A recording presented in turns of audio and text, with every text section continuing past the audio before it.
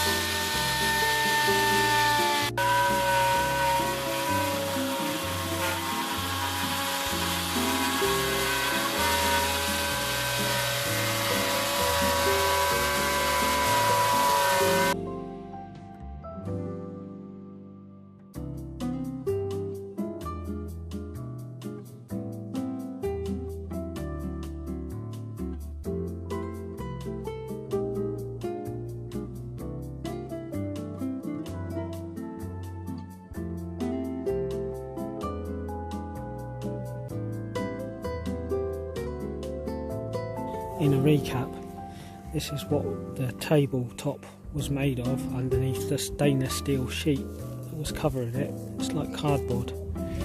It got damp, even though it was sheltered by the stainless steel, which is that tabletop. Yeah, the moisture got in underneath it and it just basically started sagging on both sides. So I got some plywood, which was about a third the thickness of that, and I cut out the circles with a jigsaw I got from the car boot sale for £5, and it was brand new, unused. The blade steel sealed in a plastic bag, and no plug on it like you used to get appliances back in the day.